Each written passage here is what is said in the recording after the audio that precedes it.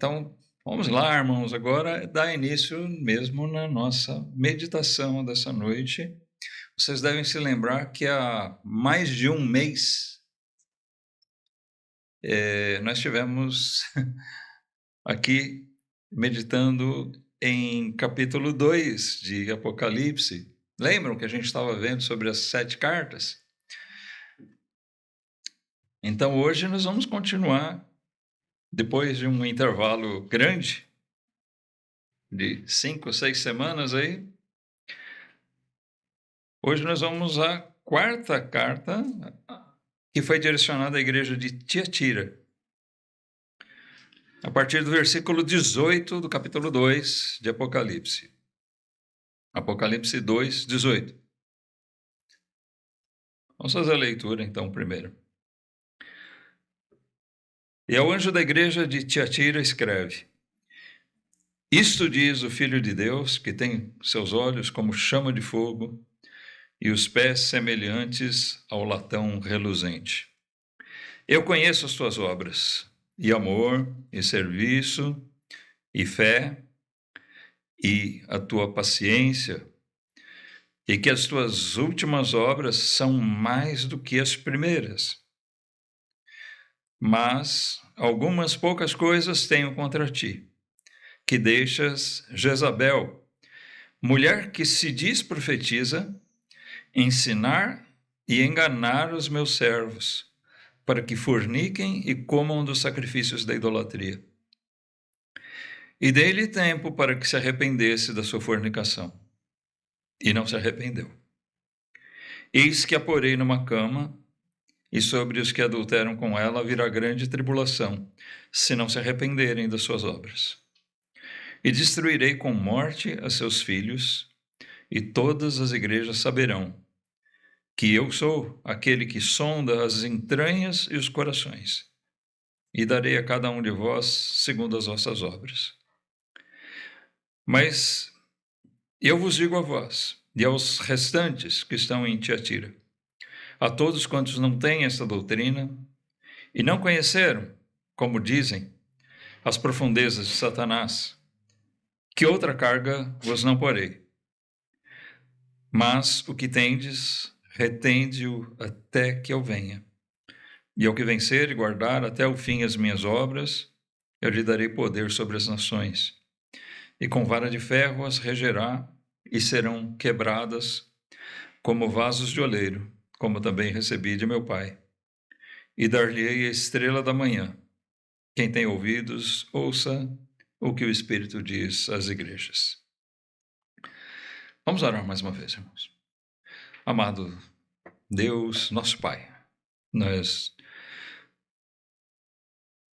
te suplicamos nesse momento, Senhor, pela mensagem, pela palavra que foi lida, que ela não só venha a nos relembrar coisas conhecidas, não venha somente nos ensinar novidades intelectualmente falando, mas principalmente, Senhor, que ela possa realmente falar às nossas almas. Que o Senhor, conforme tua sabedoria infinita, teu poder pleno de sondar, de conhecer cada coração, Senhor, que nessa noite possa fazer com que nós nos voltemos para a tua palavra, tirando dela o ensino necessário a cada um de nós. Nos usa, Senhor, na exposição da tua palavra, e que todos nós possamos estar com os ouvidos, as mentes, os corações abertos a receber daquilo que o Senhor tem a nos dizer através das Escrituras e usando, sendo teu servo nessa noite, Senhor. Humildemente nós te suplicamos que o Senhor faça uso de nós para proveito do teu povo. É o que te pedimos, Senhor, pela tua graça e misericórdia que nós temos em Cristo Jesus. Amém.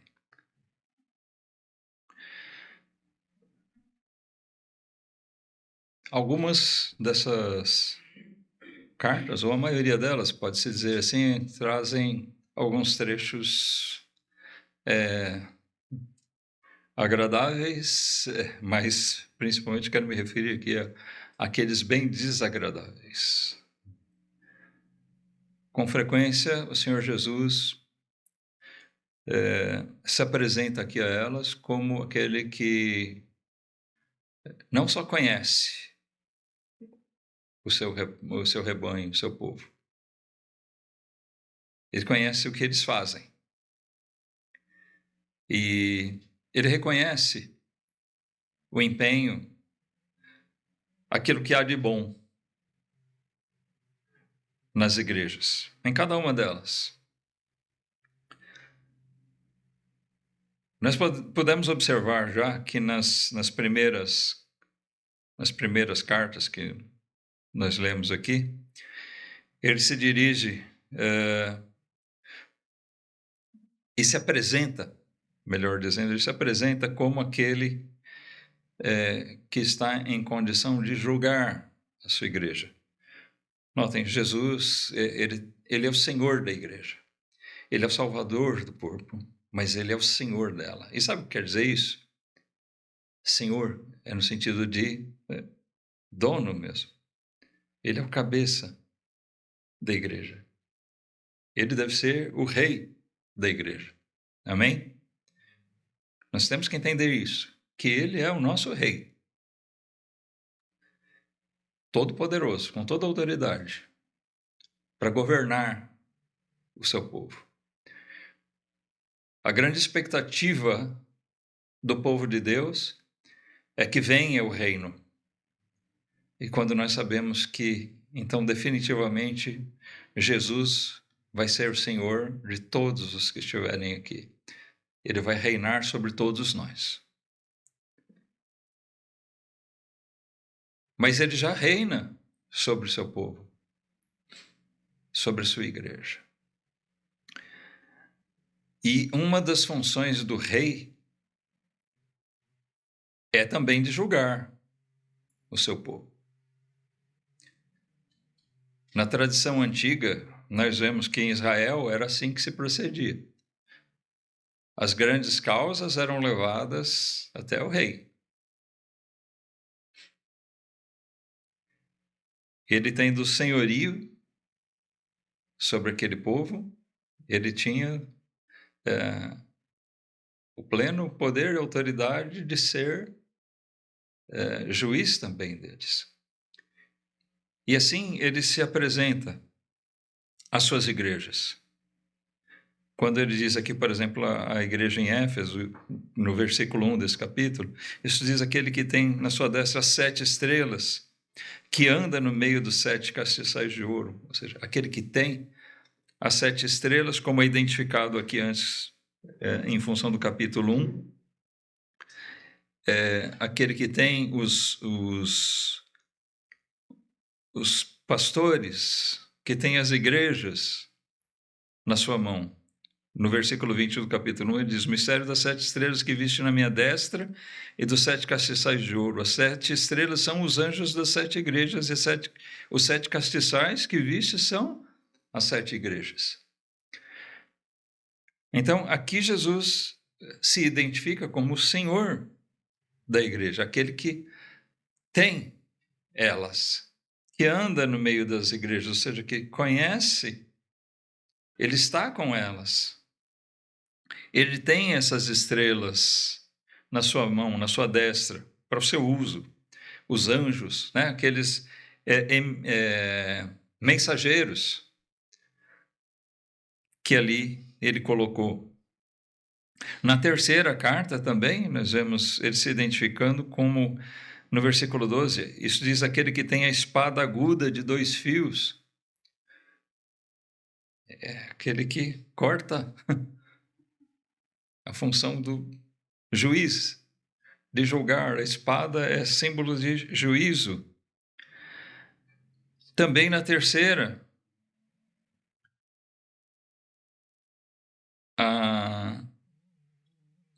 melhor dizendo, também aqui na quarta, né, a Tiatira, Pérgamo é a terceira, só pula a segunda carta, onde ele se identifica de uma maneira um pouco diferente. como no versículo 8, como aquele que é o primeiro e o último que foi morto e reviveu. Porque a igreja de Esmirna, nessa segunda carta, ele trouxe uma mensagem um pouco diferente, de consolo, de conforto a eles. As outras ele se apresenta como juiz porque ele tem exortações sérias a fazer. E geralmente as igrejas têm exortações importantes que elas precisam receber. Por isso a gente tem dito nas outras oportunidades que a gente já teve esse texto aqui, irmãos. Nós precisamos estar atentos. Lembra que nós falamos? Ele se apresenta. Quem é que está falando? Não é um qualquer. Não é um homem qualquer. É Jesus, o Rei dos Reis, o Senhor da igreja, aquele que foi constituído Senhor sobre nós. Aquele que nós mesmos, ao declarar nossa fé, nós proclamamos: Jesus Cristo é o nosso Rei. Sabia que você fez isso quando se confessou um pecador necessitado dele, clamou pelo socorro dele? Ele é o nosso Rei, que sai à luta para nos defender. Mas ele é o nosso Rei também, que sai para nos julgar.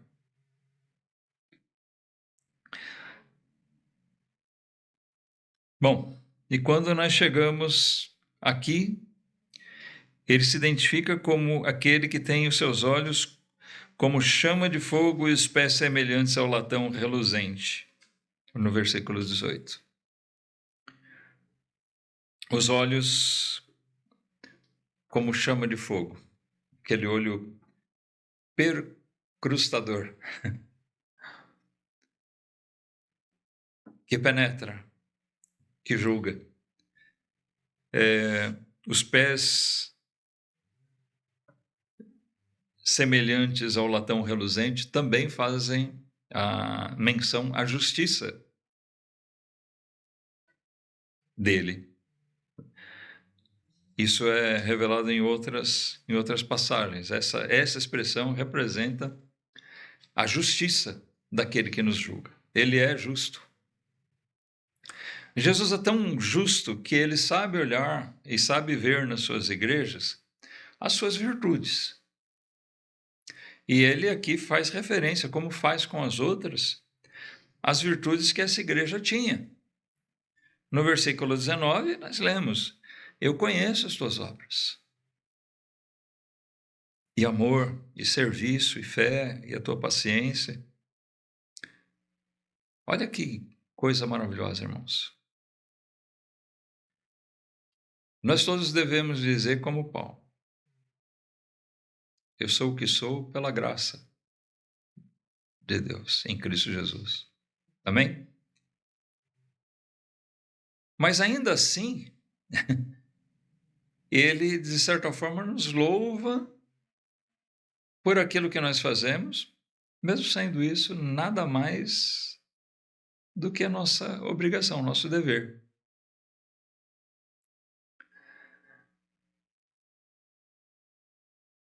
O fato é que Jesus observa cada coisa em nós, aquele olhar como de chama de fogo, usando bem a expressão que está aqui no versículo 18, tem também esse propósito de filtrar aquilo que é bom. É uma expressão comum na Bíblia, a utilização do fogo como agente purificador. Não é isso com relação ao inferno. O inferno é muito mais do que fogo. É tormento. Mas em muitas ocasiões, nós vemos que o fogo é tido como um agente purificador. E assim, quando Jesus olha, ele vê aquilo que existe de bom em nós. E tomara que ele olhe para nós e possa dizer o mesmo: eu conheço as tuas obras. E amor, e serviço, e fé. Mas, irmãos, nós precisamos olhar para nós mesmos e refletirmos sobre essas questões. Como é que nós mesmos nos julgamos? Será que Jesus pode dizer para nós: eu conheço as suas obras, o seu serviço? O que é que nós fazemos? Que Jesus possa dizer isso para nós.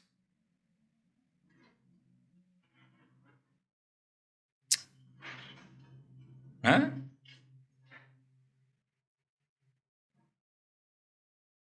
Então, aqui nós temos um ponto para pensar.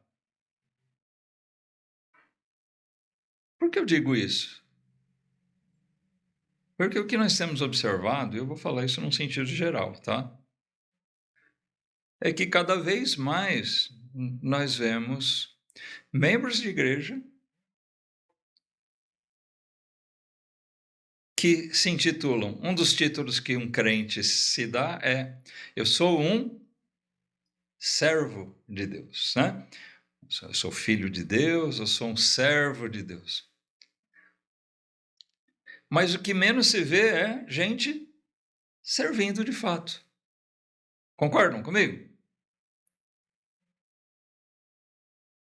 Será que Jesus pode dizer para essas pessoas: eu conheço o teu serviço? Para nossa vergonha, né? Isso vai soar como: eu conheço o teu serviço, eu sei que você não faz nada. E olha, ele conhece. Você não faz nada, você é um inútil. Tomara que não seja assim, né? Que nós possamos olhar para nós mesmos e dizer: bom, pelo menos alguma coisa, de fato, Jesus pode encontrar em mim, em nós. Alguma coisa nós estamos fazendo. As nossas obras, nosso serviço, nós sabemos muito bem que obras não salvam. Mas as obras são, irmãos, a consequência de uma salvação. Amém? São a consequência. É natural. A gente pode dizer assim que é matemático. Tá? Que as obras sejam uma consequência imediata, lógica, em relação à salvação. Alguém que entende a gravidade do seu estado, dos seus pecados, e que identifica em Jesus o seu Salvador, encontra nele a misericórdia de Deus expressa ali, entende que ali ele obtém perdão, ali aos pés da cruz, ele alcança perdão.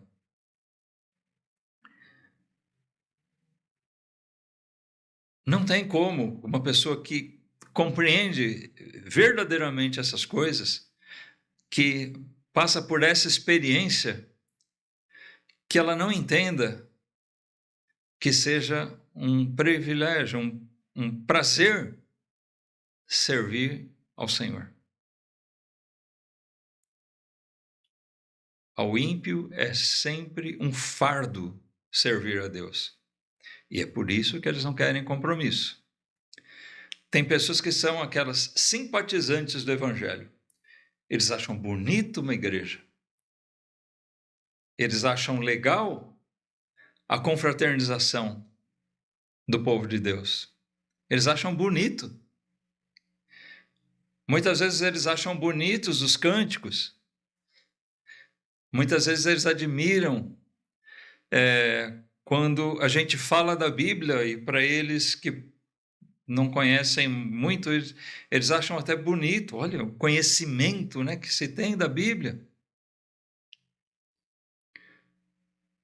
Muitas vezes já me falaram, né, a respeito da nossa igreja. Olha, eu acho interessante, gostei muito, é muito diferente o culto de vocês, porque vocês pegam a Bíblia e vocês explicam ela. Vocês leem o texto e explicam, não? Ela não é aquele negócio de ficar contando causa, né? Emocionalismo. Mas mesmo pessoas que admiram isso, muitas delas são daquelas que a gente está muito acostumado.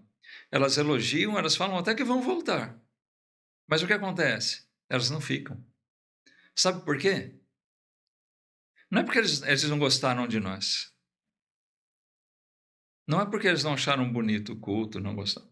O que acontece é o seguinte, é que eles não querem compromisso com Deus. Eles não querem servir a Deus. E a nossa pregação, sendo bíblica, sendo de verdade cristocêntrica, não tem como não transparecer esse fato de que o nosso propósito, em consequência do Evangelho, é de servir a Deus. Quem não quer, geralmente pula fora. Infelizmente, existem muitos que estão nas igrejas e que por algum motivo, de orgulho pessoal, talvez, por algum motivo eles não saem, eles não deixam a igreja, mas também não fazem nada, porque eles mesmos não querem compromisso com a igreja. Eles querem ir à igreja quando quiser, eles querem que outros sustentem a igreja com suas ofertas, ele não. Tem outros que fazem. Eles querem que outros evangelizem, porque ele não foi chamado para isso. Ele não tem dom para isso.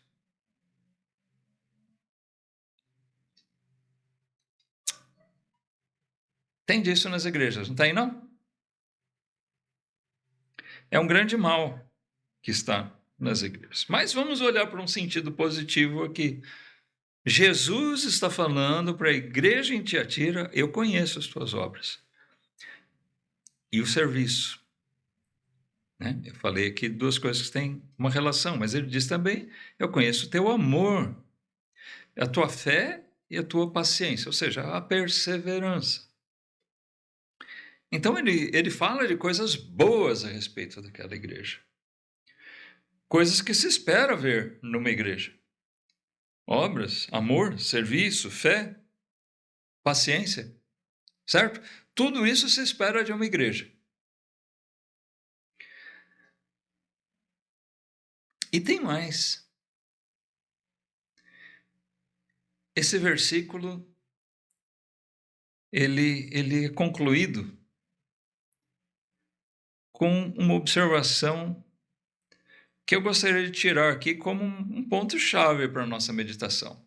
Eu já disse para vocês que o objetivo aqui nessas meditações que nós estamos fazendo, nessas mensagens, não é pegar ponto a ponto dessas igrejas. Eu não estou entrando naquele... não é um estudo para a gente entrar no mérito detalhado da situação geográfica, histórica dessas cidades, como geralmente a gente faz quando estuda. Tá? Aqui não é um estudo. Eu quero tirar realmente as lições centrais de cada uma dessas cartas. E nós podemos observar que essa expressão que Jesus usa aqui, ela é fundamentalmente importante para o nosso entendimento da situação da igreja de Tiatira e que pode nos afetar, e traz uma grande mensagem. Porque ele está falando para uma igreja que ele diz, eu sei que vocês têm essas coisas boas, mas, olha, e que as tuas últimas obras são mais do que as primeiras. Isso é bom ou é ruim? Bom, né? Se ele falasse, olha, eu sei que vocês estão, minguando. As obras de vocês hoje são menos do que eram antes. Vocês estão caindo. Não, ele fala essas coisas boas. E ele fala, eu sei que vocês têm crescido em obras. Vocês têm feito mais do que faziam antes. Opa, parece que vem uma carta aqui só de rasgação de elogios para eles. Mas não é assim. Mais obras nos fazem pensar em muita atividade. Concordam? Quando se faz muita coisa, isso envolve muita atividade. Mas o que eu quero chamar a atenção aqui, irmãos, pela exortação que ele dirige àquela igreja, é de que, mesmo fazendo coisas corretas, boas, necessárias, e mesmo que nós tenhamos muita atividade, que nós cresçamos nisso, isso não quer dizer que tudo vai bem na igreja. Muita atividade não quer dizer muita espiritualidade. Nem santidade. O que a gente pode observar pelas palavras de Jesus para aquela igreja é que havia, sim, um bom grupo de membros ali que eram fiéis. Mas aquela igreja tinha um problema muito grave. Ele diz aqui, umas poucas coisas eu tenho contra ti. O pouco também não quer dizer que não tenha importância, que não tenha relevância. Jesus diz que é só poucas coisas que ele tem contra a igreja, então se é pouca coisa e ele enxerga tantas obras em nós, então essas poucas coisas não têm importância. Tem sim. Porque o que havia ali, irmãos? Havia uma situação grave afetando a vida daquela igreja. Estava sendo tolerado no meio dela uma situação que implicava na pureza da igreja. E que não todos, mas, ao que transparece aqui, vários deles já tinham sido engolidos, já estavam contaminados. Contaminação é uma coisa delicadíssima. Nós vivemos há algum tempo atrás, uns 3 anos, né? Aquele período, com certeza todos vocês lembram, aquele período que nós não podíamos nem nos reunir.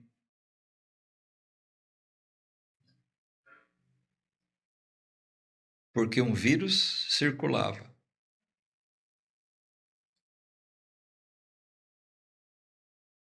De alto grau de contágio. E o que se temia era que, à medida que as pessoas tivessem contato,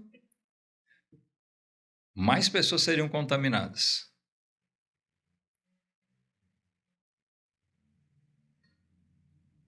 E, de fato, nós nos contaminamos uns aos outros. Num primeiro momento, correu tudo bem, né? Mas, em algum momento, algum de nós se contaminou fora. Talvez não tenha nem sido só um, mas o fato é que a gente se encontrou e vários de nós foram contaminados.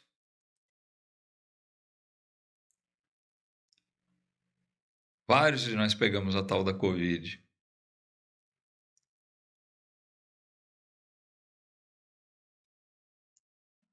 Foi grave, né? Foi delicado. Graças a Deus, nenhum de nós sofreu assim um dano maior. Todos nós fomos poupados, né? Muita gente morreu por aquele contágio. Nós devemos lembrar bem disso. Muita gente morreu. Muita gente ficou internada, muito mal.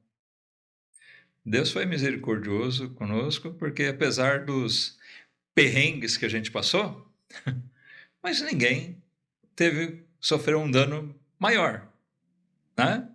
E Deus seja louvado por isso. Ele foi bom com a gente mais uma vez. Mas isso também traz uma lição para nós, irmãos.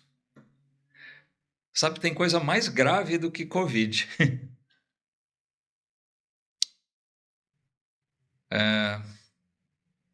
Porque a Covid, ela pode até tirar a nossa vida aqui.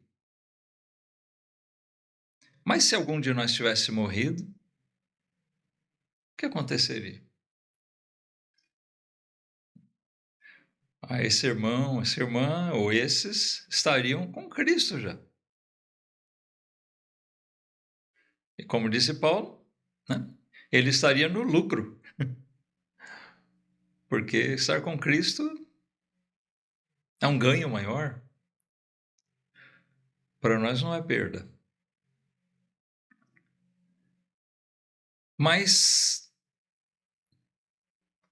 o dano espiritual, ele pode causar maiores estragos. E é uma coisa que a igreja precisa estar atenta para não ser contagiada, contaminada por esses males. Jesus diz aqui no versículo 20: mas algumas poucas coisas tenho contra ti, que deixas, olha, estava sendo permitido. Eles estavam tolerando aquela situação. Deixas Jezabel, mulher que se diz profetiza, ensinar e enganar os meus servos, para que forniquem e comam dos sacrifícios da idolatria. Aqui existe um certo debate em torno desses versículos, porque existe uma linha de pensamento que entende assim que aqui nós estamos falando em linguagem figurada. E outros entendem que aqui é a exata expressão daquilo que estava acontecendo. Me parece que o fato era real, mas talvez o nome Jezabel não fosse o nome real dela. Seria muita coincidência. Às vezes acontece. Por quê?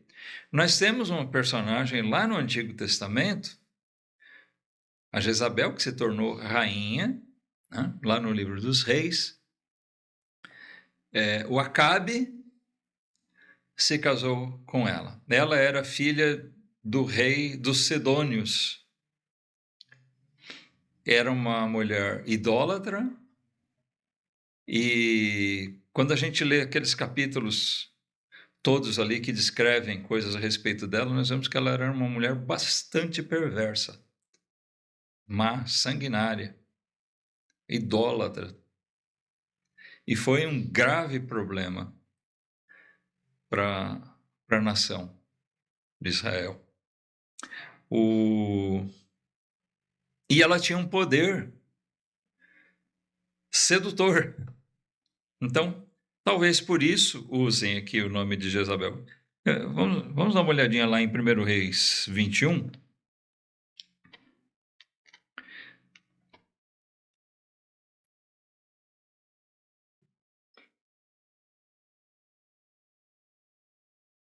O versículo 25 fala do Acabe, o rei Acabe, marido dela, Diz assim: porém ninguém fora como Acabe, que se vendera para fazer o que era mal aos olhos do Senhor.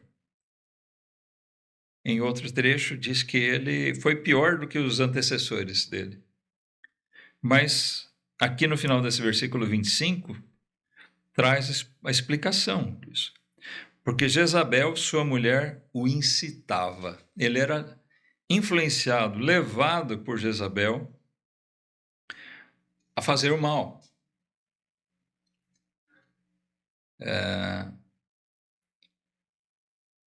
Ela não só era idólatra, como era má mesmo, perversa. E Deus determinou um fim assim trágico para essa mulher. Foi profetizado a respeito dela que os animais comeriam da sua carne. E, de fato, ela foi lançada da janela do palácio. E depois, quando foram ver, já encontraram só a caveira dela e partes, porque os animais comeram. Ela se esborrachou lá embaixo e os animais, atraídos pelo sangue dela, vieram e devoraram.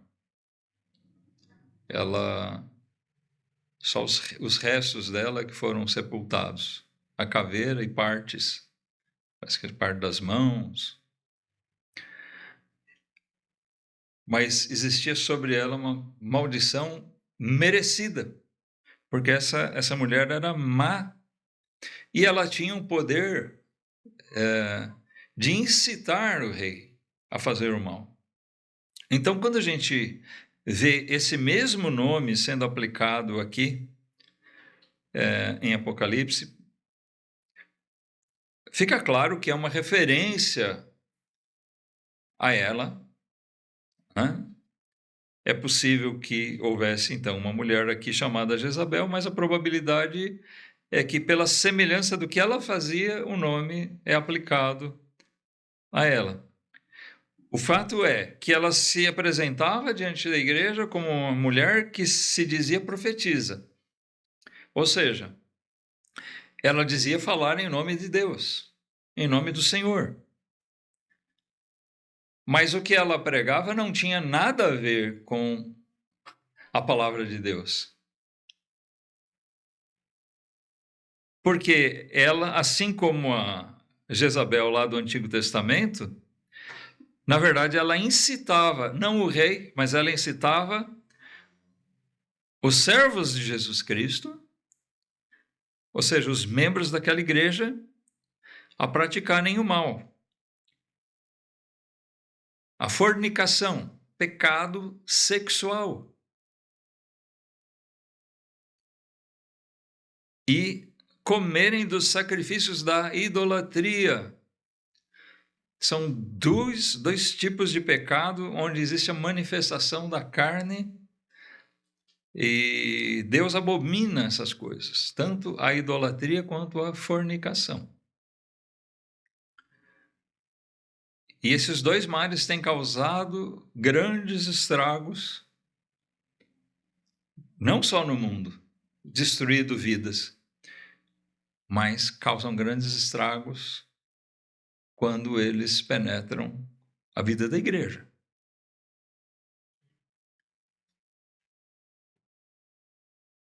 Alguém pode se perguntar, mas será que isso é literal? Será que eles estavam praticando isso na igreja? Como alguém poderia aceitar isso como vindo da parte de Deus?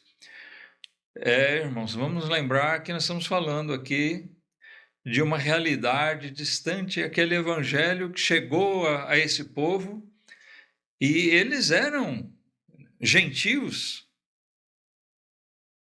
e eram idólatras mesmo, eles estavam acostumados com essas coisas. Basta a gente ler a carta de Paulo aos Coríntios e nós vamos observar isso. Uma tendência de achar as coisas do mundo naturais. Bom, aqui em Corinto, ou como aqui em Tiatira, sempre tem sido essa a prática, normal. Por quê? a maioria dos cultos pagãos envolviam rituais que incluíam a fornicação. Coisas das mais abomináveis. Tudo que não presta fazia parte disso. Tá? Existiam até as prostitutas do templo. Essas divindades tinham as prostitutas, porque a fornicação, a prostituição que era feita ali era vista como uma maneira de manifestar um ritual em adoração àquele determinado Deus. Agora, um povo que vem dessa cultura perversa, que está sendo instruído na palavra de Deus, vem alguém que diz: eu falo em nome de Deus, eu sou profetisa. E fala: tudo bem com isso. Olha, a gente sabe muito bem que a nossa carne pede para que alguém apoie os nossos desejos, os nossos apetites. Não é assim? Olha, eu já observei uma coisa na minha experiência como pastor de 30 anos. Quando um membro da igreja, seja ele crente de verdade ou não, quando ele quer fazer uma coisa errada, ele nunca vai buscar conselho nos irmãos mais espirituais. Ele sabe onde procurar. Ele vai buscar conselho onde? Naqueles que ele sabe que podem apoiar ele naquela ideia.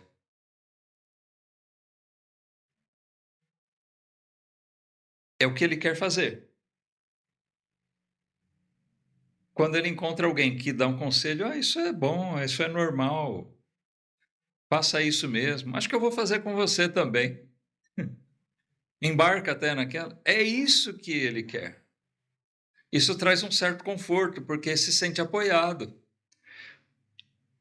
Um irmão da igreja concordou comigo, então não deve ser tão mal assim. Alivia a sensação de culpa, mas se tornam os dois culpados. É lógico que nós vemos aqui, aos nossos olhos hoje, eu não sei vocês, né? Mas eu acho que todos nós, eu afirmo por mim, mas eu acho que todos nós olhamos para isso aqui com uma estranheza. Mas é muito grave aqui. Só porque alguém diz que é profetiza, né, fala em nome de Deus, engolir, aceitar esse tipo de orientação. Mas vamos lembrar que eles estavam dentro de outra cultura, tá, irmãos?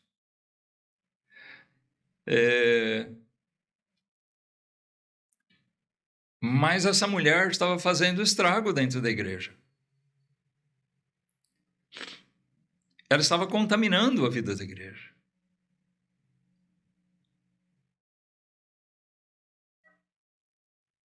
Aquela igreja tão ativa, aquela igreja com obras, com amor, com serviço, com fé, com paciência, perseverança. Mas se eles eram perseverantes, eles deviam estar fazendo tudo certo. Não necessariamente. Deveriam estar fazendo tudo certo, mas não estavam fazendo, porque tinha umas poucas coisas contra eles. E a gente pode observar que essas poucas coisas eram pesadas. Concordam? Era uma coisa pesada que estava acontecendo ali. Tão pesado que Jesus diz: olha, ele já havia, na verdade, dado ocasião a essa mesma mulher que ela se arrependesse. Foi concedido tempo a ela. E dê-lhe tempo para que se arrependesse. Versículo 21. E dê-lhe tempo para que se arrependesse da sua fornicação. Mas o que aconteceu? Ela não se arrependeu. Então, já estava determinado sobre ela um castigo. É Jesus mesmo operando aquilo que faltou aos homens, né? A igreja, olha, ele diz: eu conheço as coisas boas que vocês fazem, mas eu tenho algo para dizer de vocês que realmente é muito ruim. Vocês estão deixando essa mulher fazer isso, contaminar a igreja. Deus seja louvado quando ele age assim na igreja. Quando nós não fazemos aquilo que deveríamos fazer, e ele mesmo vem e faz. É o Senhor cuidando da sua igreja. Algum tempo atrás,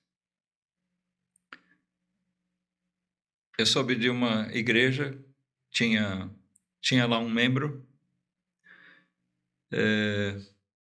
ele morreu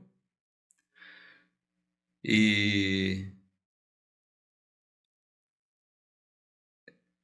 eu sabia que aquela igreja vinha lidando com algumas coisas com ele.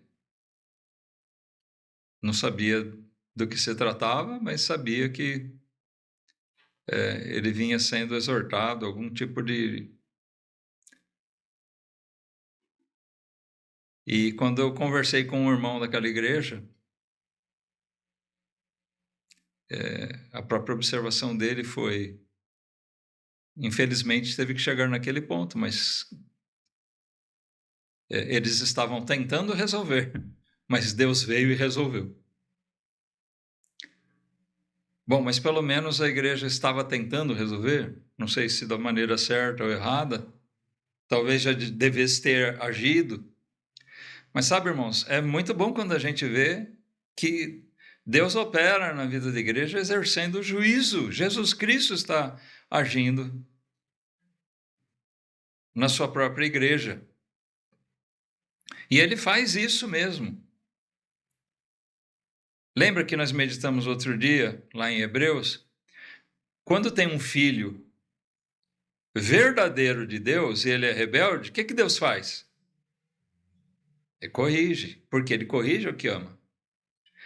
Mas quando é um falso crente, né, que é ali tido como um bastardo, ou seja, é ilegítimo, não é um filho dele, então sobre esse Deus não pesa a mão. Quando nós vemos Jesus, né, nós vemos Deus agir na vida de uma igreja, amém, isso mostra que essa igreja é dele. Pode ser triste a gente ver aquilo ter que acontecer.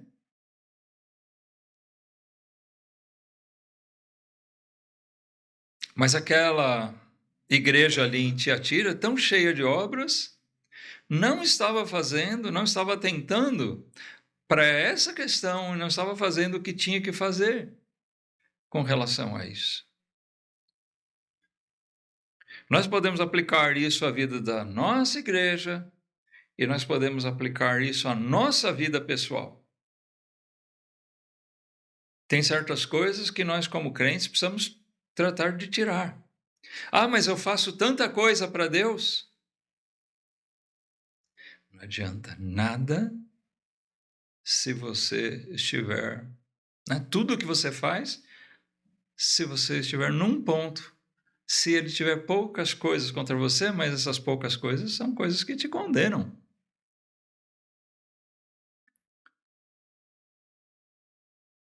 Recentemente, a gente já está acostumado de ouvir histórias assim no meio do mundo gospel, né? É comum a gente saber de pessoas que são pegas em adultério. Já são inúmeros, incontável o número de pastores e apóstolos, né? Apóstolos. Aí pegos em adultério, caíram em adultério.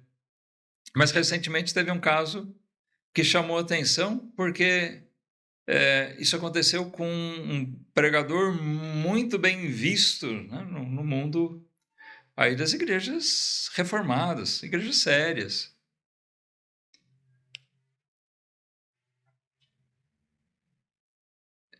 um mestre na pregação, um homem que aparentemente era correto e, inegavelmente, fazia muita coisa. Ele estava cheio de obras, pregando o mundo afora e dando palestras, pregações, e aí vem à tona que ele teve um caso lá, ele acabou confessando, não sei em que circunstâncias, né? A igreja dele prontamente afastou ele, fez o que tinha que fazer.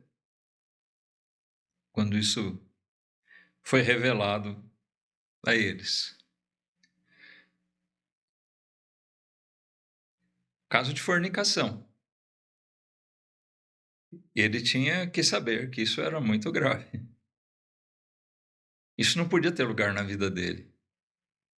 Um homem que talvez tenha feito muitas coisas boas na obra de Deus. Irmãos, assim nós também. Nós podemos fazer tanta coisa, né, boa, sermos tão ativos. Agora há pouco eu falei, olha, pode ser que Jesus olhe para nós e fale, não tem nada, você não faz nada, você não serve em nada. Mas vamos tomar agora, né, por um outro aspecto. Pode ser que nós sirvamos, nós dediquemos tanto do tempo para fazer coisas para Deus, procuramos ser ativos, envolvidos com os trabalhos da igreja, buscamos evangelizar pessoas, mas nós precisamos tomar cuidado para que não haja no nosso coração, habitando ali, uma Jezabel, incitando a gente ao mal.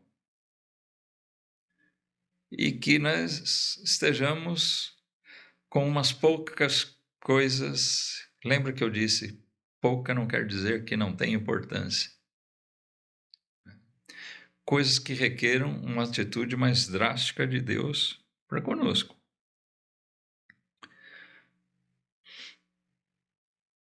Não só Jesus diz que ela não se arrependeu e puniu, versículo 22, diz, eis que a porei numa cama, e sobre os que adulteram com ela virá grande tribulação, se não se arrependerem das suas obras. E destruirei com morte a seus filhos, e todas as igrejas saberão que eu sou aquele que sonda as entranhas e os corações, e darei a cada um de vós segundo as vossas obras. Então, aqui ele diz, eu vou exercer o meu juízo sobre ela. Aquele que tem os pés de latão reluzente, os olhos de chama, de fogo, aquele que exerce juízo, sim, aqui ele mostra ele exercendo juízo na vida da igreja. Não só sobre ela. Ele concedeu tempo para ela, e ela não se arrependeu. Mas aqui ele diz, também eu vou destruir aqueles que acompanharem ela nisso. O tempo já tinha sido dado para ela, e não se arrependeu. E ele disse, eu vou lançar ela num leito, numa cama. E sobre todos os que adulteram com ela, aqueles que são participantes daquilo que ela está ensinando, aqueles que se deixaram contaminar por isso e não se arrependerem, para esses ainda tem tempo para se arrepender. Mas sobre esses virá grande tribulação. E essa tribulação é da parte de Deus, não é aquela tribulação que o mundo pode nos trazer, não. É a tribulação de Deus, que é pior. E destruirei com morte seus filhos. Ou seja, a punição aqui é o peso da mão de Deus mesmo sobre as próprias vidas deles. Justa, darei a cada um de vós segundo as vossas obras. Obras não salvam, mas Deus é justo e o Senhor Jesus é justo em aplicar o seu juízo conforme as nossas obras. O servo verdadeiramente fiel, ele pode saber que Jesus vai dar recompensa. Nós temos promessas para isso, não, né? De galardões. Ele reconhece. Mas também, se o que se verificar em nós forem obras más, também nós vamos sofrer as consequências.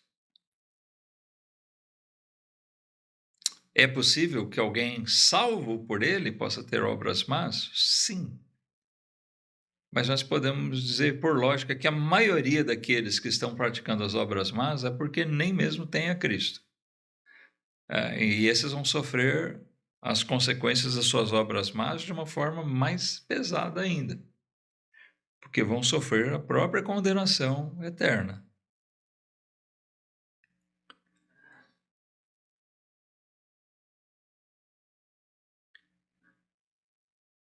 Dessa maneira, o Senhor é glorificado, e diz: todas as igrejas saberão que eu sou aquele que sonda as entranhas dos corações.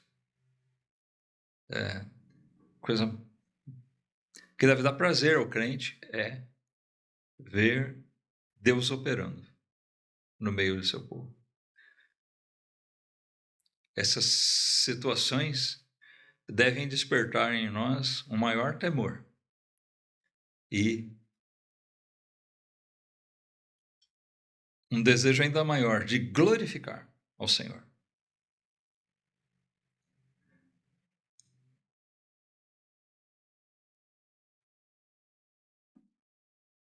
Versículo 24. Mas eu vos digo a vós e aos restantes que estão em Tiatira, a todos quantos não têm essa doutrina e não conheceram, como dizem, as profundezas de Satanás, que outra carga não vos porei. Olha, a justiça dele se manifesta nisso. Havia pessoas ali que não tinham nada realmente com aquilo, não tinham parte com aquilo, não se contaminaram, não eram participantes. A gente precisa tomar muito cuidado também com outro aspecto, irmãos. Na vida da igreja, a gente sempre fala, a igreja é um corpo. Se eu ver um irmão que está em pecado, eu tenho o dever de tomar alguma atitude em relação àquela. Uma atitude amorosa, né?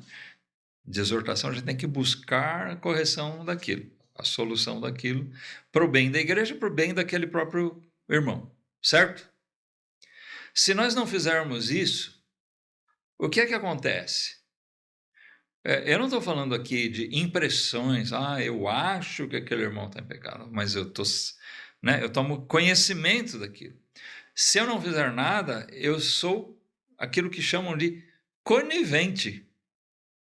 Isso até na justiça dos homens existe. Se você souber de alguém que está cometendo um crime, né, um determinado delito, e é sabido que você conhece e não fez nada, você se torna passível de punição por aquilo. Sabia disso? Você é participante daquilo. Às vezes tem situações que a gente tem medo de denunciar, né? Mas o fato de não denunciar também pode ser um problema sério. Espiritualmente falando, se nós vemos que existe um pecado dentro da igreja e não fazemos nada, nós nos tornamos participantes dele. Mas quando nós não sabemos aquilo, nós não temos culpa. Nós não somos punidos por aquilo que nós não temos responsabilidade. Nós não temos culpa, porque não somos participantes daquilo. E é por isso que ele diz, sobre vocês que não se envolveram com isso, eu não vou colocar outra carga, não vou pôr um peso sobre vocês que vocês não têm, não seja justo sobre vocês. Aqueles que não se envolveram, não têm essa doutrina, eles não têm esse ensino, eles não receberam aquele ensino e não participavam daquilo. Como diz aqui, não conheceram, como dizem, as profundezas de Satanás, a expressão que é usada aqui.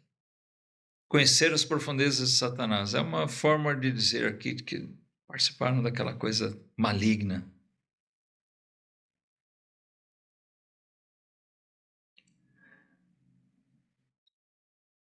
Versículo 25, mas o que tendes, retende-o até que eu venha. E ao que vencer e guardar até o fim as minhas obras, eu lhe darei poder sobre as nações, e com vara de ferro as regerá, e serão quebrados como vasos de oleiro, como também recebi de meu Pai. E dar-lhe-ei a estrela da manhã. Quem tem ouvidos, ouça o que o Espírito diz às igrejas. Ele finaliza com aquela exortação. Quem tem ouvidos, ouça o que o Espírito diz às igrejas. Aquele que é espiritual entende o que é espiritual. Aquele que é um crente de verdade dê importância àquilo que o Espírito de Deus está nos dizendo.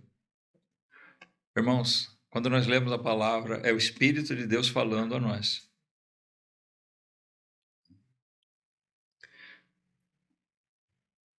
Nós não podemos ser negligentes com relação a isso. Nós podemos esperar que, nós não tenhamos uma situação semelhante a essa aqui.